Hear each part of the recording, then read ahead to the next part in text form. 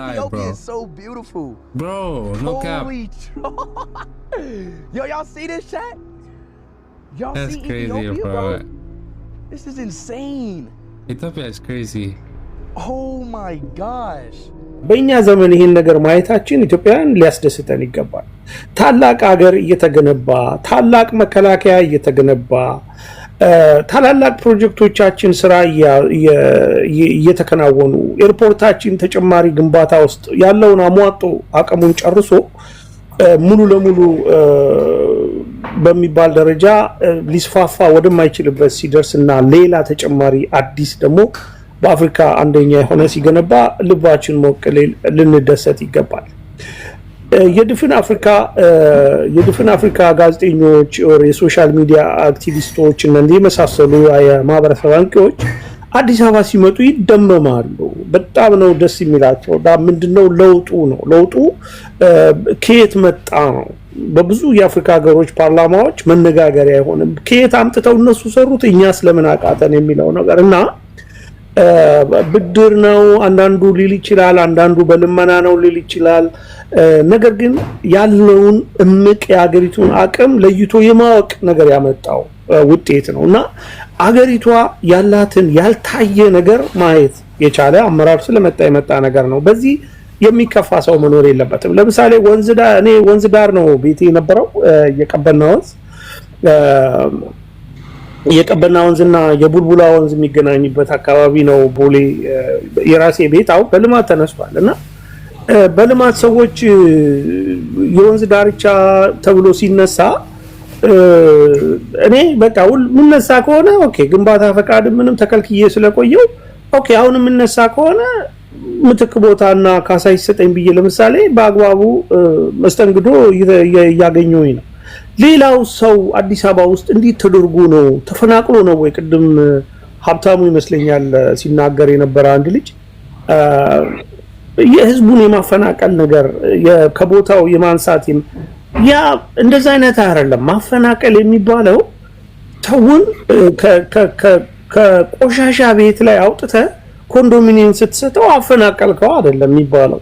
ከተማ ውስጥ ለምሳሌ ካዛንቺስ ወይ ፒያሳ ላይ የመሬት ቤት ያለው ሰው እዛ ጋር የከፍታው 20 ሚኒመም ከፍታው 20 ፎቅ የሚያሰራ ቦታ ላይ ቆነ ያለው ሰውየው ያንን መስራት ካልቻለ ወደ መስራት ወደሚችልበት ይሄዳል። ይሄ መብት እንጂ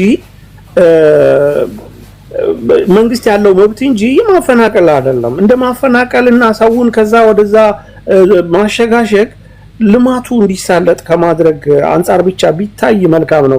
ከማፈናቀል አንፃር ብቻ መታየት የለበትም። ሁለተኛ የማልማት አቅም ያለው ሰው እዛ ያለማ ነው ያለው።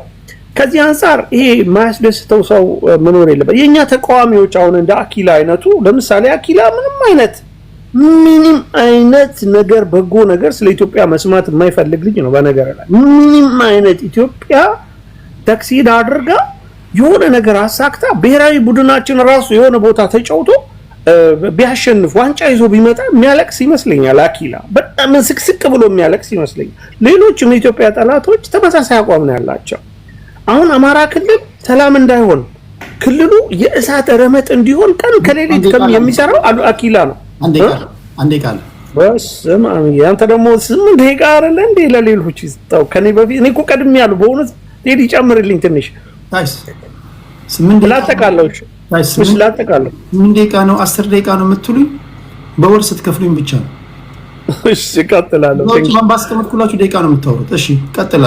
ኦኬ አሁን ሰላሙን ካናጉት በኋላ እዛ አካባቢ ሰው እየተነሳ በተሳሳተ መንገድ ሙሉ በሙሉ ክልሉን የችግር ቦታና በሰላም ሰው ወዲያ ወዲህ የማይልበት ቦታ ካደረጉት በኋላ ራሳቸው በሰሩት ማለት ተጠያቂ መንግስት ሊያደርጉ ይፈልጋሉ። ራሳቸው ሰው እንዲታገድ እንዲገደል እየሰሩ ገንዘብ እያዋጡ እየላኩ ይሄና ተንኮል እየሰሩ ራሳቸው በሰሩት ተንኮል ደግሞ የክልሉን መንግስት ሊከሱት ይፈልጋሉ። የክልሉን አመራሮች የዞን እዛ አካባቢ ያለውን አመራር ሊከሱት ይፈልጋሉ። ራሳቸው በሰሩት ነገር ያንን ዲስክሬዲት ማድረግ ይፈልጋሉና አሁን ፌደራል ላይ ሲመጡ ደግሞ ይሄ ፌደራል መንግስትን የማይመለከት ከስልጣኑ ጋር ማይገናኝ ነገር ራሱ ሆኖ በሚገኝበት ለምሳሌ አሁን ትግራይ ላይ ያለው ነገር ሁላችንም እናውቀው ነው። እንደዛ አይነቱን የሚታወቅ ነገር እያለ አክሱምን ወስደ ሰው ማስጎብኘት አዲስ አበባ ላይ ብቻ አረከው ብለህ የምትከሰው እኔ ፌር አይደለም። አንዳንዴ መረዳት ያስፈልጋል። ያለውን ሁኔታ ሪያሊቲውን መቀበል አለበት እንጂ ችግር እየተፈጠረ ያየኸው ያለው ነገር ምን እየሆነ እንደሆነ በግልጽ እየታወቀ ያንን ደግሞ ለሌላውን ለማጥቂያ ለመጠቀም እኔ መሯሯጡ ተገቢ ያለው አይመስለኝም። የአዲስ አበባ ልማት ፈጣን ልማት በሀገሪቱ ያለው ፈጣን ልማት አጠቃላይ እድገት ከማዕድን ጋር የተያዘው ከሚሊተሪ ጋር የተያዘው ሪፎርም ይሄ ሁሉ ነገር የኢትዮጵያን ጠላቶች እጅግ በጣም ያሳበደበት ዘመን ላይ ነው ያለነው። ከፍተኛ የውጪ ሀብት መገኘቱ ሀገሪቷ የምትፈልገው ማንኛውንም ፕሮጀክት በተሳካ ሁኔታ ማጠናቀቅ መቻሏ የኢትዮጵያን ጠላቶች እጅግ አሳብዷቸዋል። ይሄ እንግዲህ የበለጠ ጨርቃቸውን እስኪጥሉ ድረስ ኢትዮጵያ እየሰራች የምታሳየው ነው። በቅርቡ ደግሞ ወደባችንን ይዘን ሽርብትን የምንልበት ሁኔታ በቅርቡ አለ። አመሰግናለሁ ሰጠኝ። ቴንክ ዩ አንቶችን ከዛ ወደ የት ነበርክ እንሄዳለን። በነገራችን ያመለጣችሁ ሰዎች ካላችሁ የዛሬ የአይሾ ስፒድ ዋና የኢትዮጵያ ጉብኝቶች ዩቲዩብ ላይ ያሉ ሰዎች እያሳዩዋችሁ ነው፣ ማየት ትችላላችሁ። ንግግሩን የሰማችሁ ጉብኝቱን ማየት ትችላላችሁ። እሺ የት ነበር? ቀጥሎ እንዴት አመሻችሁ። የመጨረሻ ሰው መሆን እንዴት በጣም እንትን ይላል መሰለህ። የሰዎችን ሐሳብ ብቻ የምትሰበሰብ ነው የሚመስለው። ግን መናገር የምፈልገው ያው ያነሳው አጀንዳ የዚህ አይሾ ስፒድ ላይ አሁን የሚያህል የፖለቲካ አጀንዳ ሆኖ ለዲስከሽን ራሱ መቅረቡን እኔ ብዙም እንትን አለለውም። ሐሳብ የምንሰጥበት ነገር መሆን አልነበረበትም። መጥቷል፣ አዲስ አበባን ጎብኝተዋል። መንግስት ወይም ደግሞ ፕሮግራሙን ያዘጋጁ ሰዎች ያምራል፣ ጥሩ ነው ቢታይልን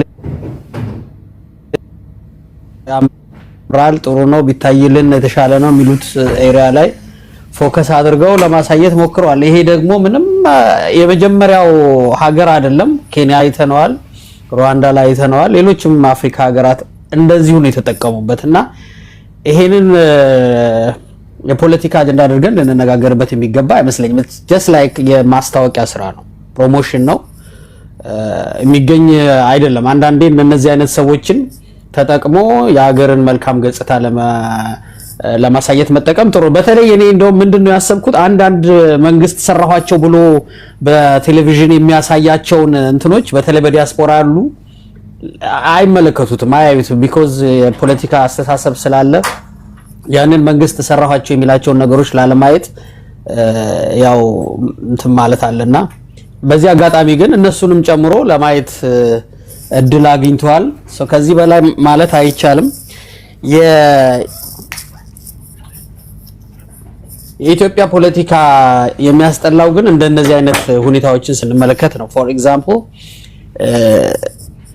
ሁሉን ነገር መቃወም፣ ሁሉ ነገር ከራስ የፖለቲካ ጥቅም አንፃር ብቻ መመልከት ጤናማ አይደለም። አሁን ያለው ሁኔታ እንግዲህ ለመንግስት ጥሩ አጋጣሚ ሆኖለታል። አንደኛ አንተ ስትሄድ ሐሳቤ እየጠፋብኝ ነበረ።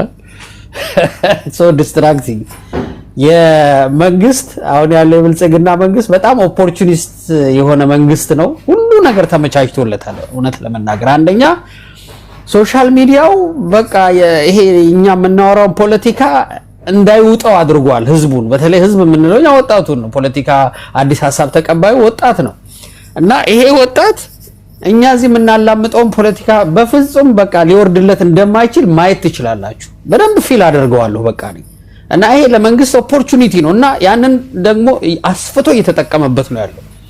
ከቲክቶከሮች ጎን ነው ያለው።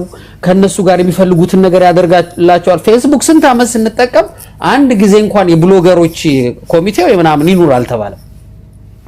ጭራሽ የነበሩት እንኳን ይታሰሩ ነበር። አሁን የነ ቲክቶክ ግን በጣም ኢንተርቴይንመንት ስለሆነ ኦቨርሻዶ ስለሚያደርግ ፖለቲካውንና ይሄ በጣም እንትን ኮንክሪት የሆነውን አይዲያ ስለሚያጠፋው መንግስት በደንብ ነው ሰፖርት እያደረገ ያለው። ይሄ ለሱ ትልቅ ኦፖርቹኒቲ ነው። ኢንተርኔቱ ተስፋፍቷል። ዛሬ ገጠር ቁጭ ብለው ቲክቶክ የሚሰሩ ሰዎች አሉ። አሁን ፖለቲካ ለነዚህ ሰዎች ከባድ ነው የሚሆነው። ይሄ ትልቁ ጥቅም ነው። ተቃዋሚው በዚህ መሃል ገብቶ ድሮ በተንጫጫችሁት መልክ አልተንጫጫችሁም። አሁን በቀደም አንዱ ሲወቅሰኝ የነበረው በወያኔ ጊዜ ስትታገል የነበረው የትግሬ ጥላቻ ስላለብህ ነው ብሎ እኔን ተናገረ። አሁን ዝም የምትለው ያኔ ትግሬ ስለጠላኸው ነው አለ። ግን እውነቱ እንደሱ አይደለም። አሁን በዛ መልኩ ለመንጫጫት አያስችልም፣ አይጥምም፣ ራሱ ለጆሮም አይጥምም። እኔ ወደ 230,000 ፎሎወር ያለው ፌስቡክ ዘግቼ ጸጥ ብዬ ቁጭ ያልኩት ምንም መናገር አቅቶኝ አይደለም፣ ወይም ግን የሚጥም ነገር አይደለም። በዛ ቶን መቀጠል ስለማንችል ነው። አይቻልም፣ በቃ ያ ጊዜ አልፏል። ስለዚህ የመንጫጫት ፖለቲካ የኢትዮጵያን ፖለቲካ የበለጠ እንደውም እንዲያስጠላ ነው እያደረገ ያለው። አሁን ተመልከቱ፣ እዚህ ላይ መጥተው የሚናገሩ ሰዎች ምንም ነገር አታገኝም። በቃ ምክንያቱም ያ የተለመደውን የመረጫጨት ፖለቲካ ስለሆነ ማለት ነው። የሚጠቅመውን የሚሻለው ይሄ መንግስት አሁን ፋክቱን እንነጋገር ከተባለ የተቋማት ችግር አለበት። የፖለቲካ ተቃውሞ መስመር ያዘ አይደለም። አይሚን የፖለቲካ ተቋማት መስመር ያዙ አይደሉም። ራሳቸውን ችለው እንዲንቀሳቀሱ የተፈቀደላቸው አይደሉም። የዲሞክራሲ ተቋማት የሉንም። እነዚህን የተመለከቱ ጥያቄዎችን ለማቅረብ የተረጋጋ ፖለቲካ ማካሄድ ያስፈልጋል። ለዘብተኛ መሆን ያስፈልጋል። አዳማጭ መሆን ያስፈልጋል። ወደ ህዝብ ልብ እንዴት ነው ልንቀርብ? እየተሳደብክ አትቀርብም። እውነቴን ነው የምልህ።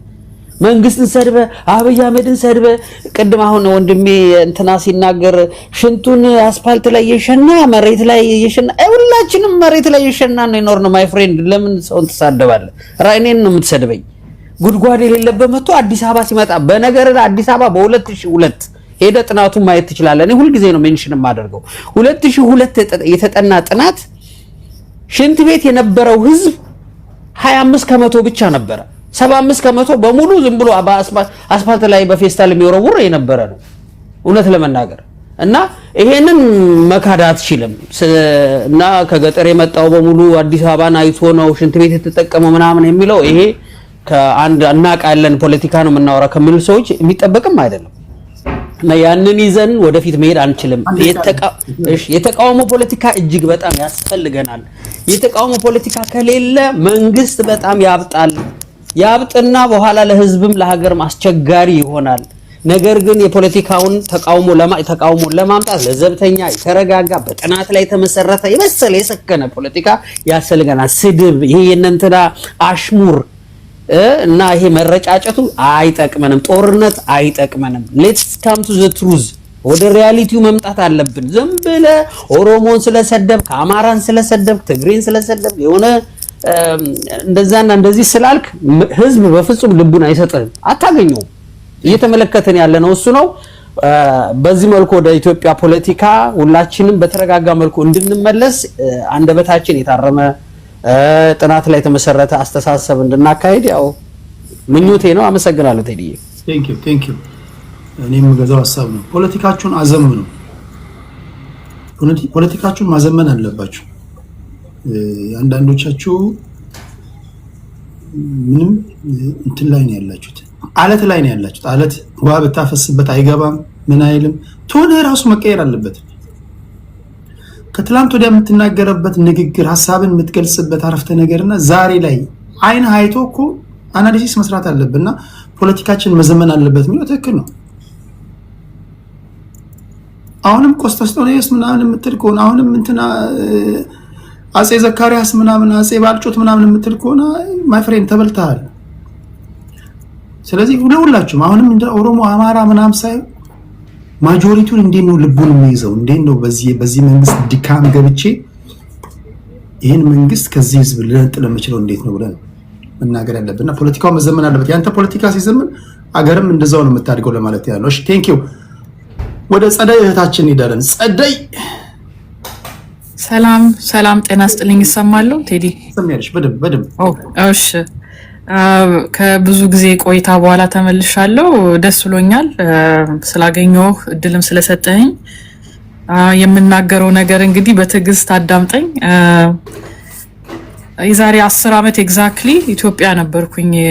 የመንግስት ቢሮ ሰራተኛ ነበርኩ። ቱሪዝም ውስጥ ነበር የምሰራው። ላንድ ኦፍ ኦሪጂንስ የሚለው ብራንድ የምሰራበት ድርጅት ነው ኤግዛክትሊ 10 years ago ሎንች ያደረገው አዲሱን ብራንድ።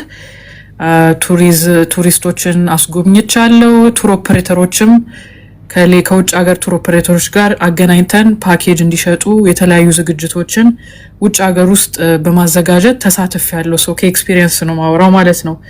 ነገር ግን ይሄና በዚህ አባባል ጀምራለሁ በሽታውን የደበቀ መድኃኒት አያገኝም የሚባል አባባል አለንና በርግጥ ዛሬ ሀፕን ያደረገው መንግስት እድለኛ ነው። የኢትዮጵያ መንግስት እሱ ምንም ስፔንድ ባላደረገበት ገንዘብ ማርኬቲንግ ምንም ባልሰራበት ኢቨንቱን ሆስት ባላደረገበት ራሱ አይስፒድ ሾው ከሳምንታት በፊት አፍሪካን እንጎበኛለን እና የተወሰኑ ሀገራት ስም ዝርዝር አውጥቶ ኢትዮጵያን አካቶ እንደሚመጣ ሲያሳውቅ ነው ቲክቶክ ላይ ያሉትን ወጣቶች እዚህ መምጣቱን ሲያውቁ የተዘጋጁት እንጂ እኛ ጋርና ስላሉ አይደለም።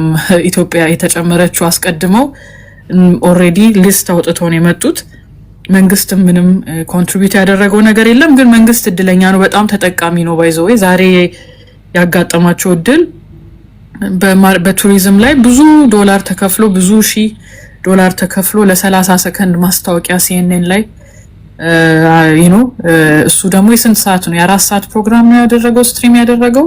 ሶ you can imagine እያንዳንዷ ደቂቃ የቱሪዝም ፕሮሞሽን ናትና ለቱሪዝም ሴክተሩ በአንድ በኩል በጣም ጥሩ አጋጣሚ ነው። ሌላም ጥሩ ጎንን በዛ ነው መጀመሪያው። ሌላ በጣም ይሄ የሱ ቱር ምንድነው ያደረገ የመጣው በዓለም ዙሪያ በተለይ ነጮቹ ዩሮፒያኖቹ ለፎር ሴንቸሪስ አፍሪካን እንደ ባርቤሪክ ሲቪላይዜሽን እንደሌላት ሁላችንም ጎጆ ውስጥና ዛፍ ላይ እንደምንኖር አድርገው ሲጽፉ ነው የከረሙት። ፊልምም ሲሰሩ የምንገዳደል በቃ ደም በደም ይሄ ያለ አይደለ ኔጌቲቭ ነገርና በድህነት የሚኖሩ አፍሪካኖችን አድርገው ነው የሳሉትና አይስፒድ ሾው ኢትዮጵያ ብቻ ሳይሆን ሌሎች የሄደባቸው ሀገራት በመላ ያንን ስቴሪዮታይፕ ነው የሰበረው። በጣም እሱ ያስደስታል። እንደውም አፍሪካን አሜሪካኖቹ ወጣቶቹ ሲናገሩ የነበሩትን በተከታታይ መስማት ትችላለህ። ተገርመው ተደንቀው አፍሪካ እንደዚህ መሆኗን እኛ አላወቅንም፣ እኛ አታለውን ነበረ፣ የአሜሪካ ሆሊውድ አታለውን ነበረ፣ የአሜሪካ ኤዱኬሽናል ሲስተም አታለውን ነበረ፣ ለካስ አፍሪካችን ነው የምትመስለው በትንሹ ነገር ነው ሲገረሙ የነበሩትና this is a positive ፋክተር ለማለት ነው።